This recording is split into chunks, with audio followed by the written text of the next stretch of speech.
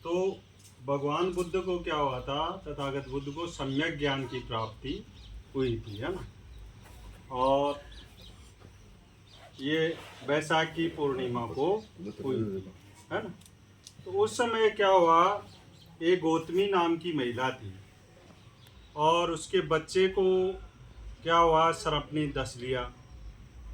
अब सर्प ने डस लिया तो क्या हुआ, उसकी मृत्यु हो गई। अब माँ के यदि बेटा खत्म हो जाता तो बहुत ही दुख होता है उसको। तो दुख हुआ और लिए लिए गांव के अंदर उसको घूमती रही कि मेरे बच्चे को जिलाओ कोई भी। सारे गांव में उस बच्चे को लिए लिए घूम रही थी। तो अब सारे गांव वालों को ये पता चला कि भगवान बुद्ध को सम्यक ज्ञान प्राप्त हुआ है, तो उनके पास भेजें, वो ज्ञान के द्वारा ही इसको संतुष्ट कर सकते हैं। तो उनको उसको ऐसे कहा उस महिला को कि आपके बच्चे को भगवान बुद्ध हैं, तथागत बुद्ध हैं, वो जिला सकते हैं। तब उसके थोड़ी मन में हुआ कि क्या पता जिंदा हो जाए। तब उसके पास गई भगवान बुद्ध के पास गई कि मेरे बच्चे को जिंदा करो। तो भगवान बुद्ध ने कहा कि इस बच्चे को सुला दो आप, और एक बात कहूँ वो कर लो आप, कि आप गांव में जाओ और गांव में जाओ और एक मुट्ठी सरसों की आप लेके आओ। एक मुट्ठी सरसों की लेके आओ, लेकिन शर्त है उस घर से लाना जिस घर में मृत्यु नहीं हुई हो। तब उसको पता नहीं था, उस महिला को तो इतना ज्ञान नहीं था। तो वो थोड़ी सी एक ऐसे खुशी थी कि जिंदा हो जाएगा, तो जाती है गांव में, जाती है और जा करके पूछती है। पहले घर में जाती है कि मेरे को एक मुट्ठी सरसों की दे दो, मेरे बच्चा जिंदा हो जाए। तब लेकिन ये बताओ कि आपके घर में कोई मौत तो नहीं हुई है। वो घर मेरे तो दादाजी खत्म हुए हैं। तो दूसरे घर में गई हुई, दूसरे में गई मेरी मम्मी खत्म हुई, माताजी खत्म हुई है। तो तीसरे घर में गई कि मेरी दादी जी खत्म हुई है। कोई मतलब सभी घरों में जाते जाते जाते सभी ने कुछ ना कुछ बता दिया, भाई मेरे तो ऐसे खत्म हुआ, मेरे ऐसे खत्म हुआ।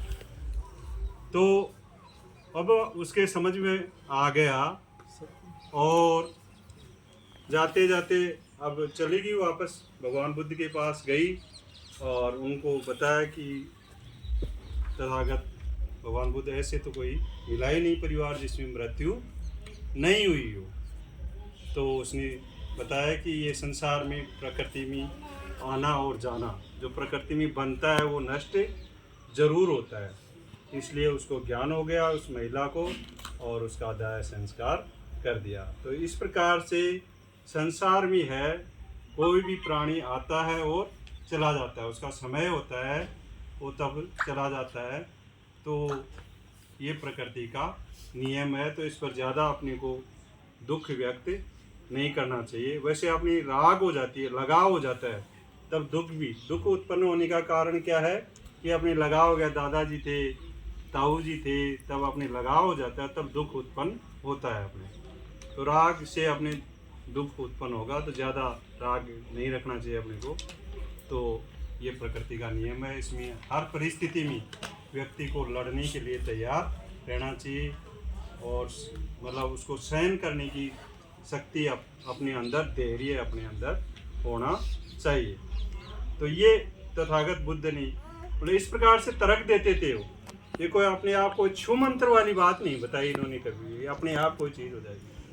अपना इन्होंने बताया कि अपना दीपक स्वयं बनो, अपना काम स्वयं को ही करना पड़ेगा, तभी जा करके रास्ता ये बता सकते हैं, भाई इस रास्ते पर आपको मिल जाएगा। इन्होंने 2500 साल, क्यों मानते हैं इनको, 2500 साल पहले एक ऐसा रास्ता बताया था बिना किसी भेदभाव के। कुछ लोग थे कि अपनी जो एक ईश्वर नाम की चीज़ है या कोई भी ज्ञान प्राप्त करना है कि एक विशेष आदमी कर सकते हैं। उस समय अभी भी चल रहा है वो प्रोग्राम ऐसा। तो वो उसके आधार पर लोगों का क्या करते हैं, शोषण करते हैं। तो इनको ये प्राप्त हो, ये ज्ञान की खोज में निकले थे, है क्या। तो ज्ञान की खोज में निकले थे, तब इनको पता हो गया कि ऐसी कोई बात नहीं है, ज्ञान कोई भी प्राप्त कर सकता है, चाहे स्त्री हो, चाहे पुरुष हो, चाहे किसी भी जाति का हो। जाति व्यवस्था ये बहुत ही भयंकर खतरनाक बीमारी है, ये वर्ण व्यवस्था वगैरह, समझ गए ना।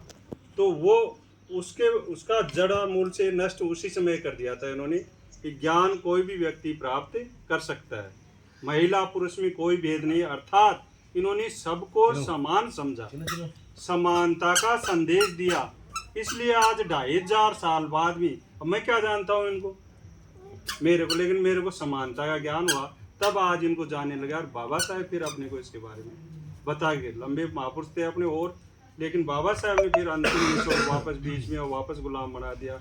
ये प्रक्रिया अपनी चलती रही। तो अपना एक ही दायित्व है इन सभी बातों का सार यही है कि अपने बच्चों को बाबा साहेब द्वारा लिखित और तथागत बुद्ध के बारे में जो भी पुस्तकें हैं वो पढ़ाओ। आप कई बार होती है महिलाओं के व्रत की ये होती है, व्रत इसमें भी है, उपोषित कहते हैं उसे।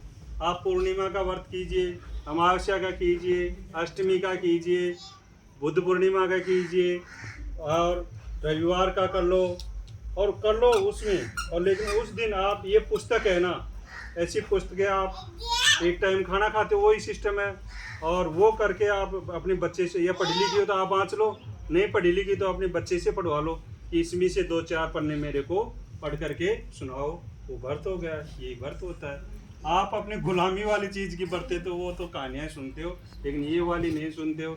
ये सुनोगे तो अपनी आने वाली पीढ़ी ये छोटे छोटे आज़ाद हो जाएंगे। हम इनके लिए काम कर रहे हैं। हम कोई 1000 साल नहीं जिएंगे, हमारा भी 50 साल का जीवन तो हो गया है, हम 10-1 साल और मानते हैं हमारा अधिकतम जीवन।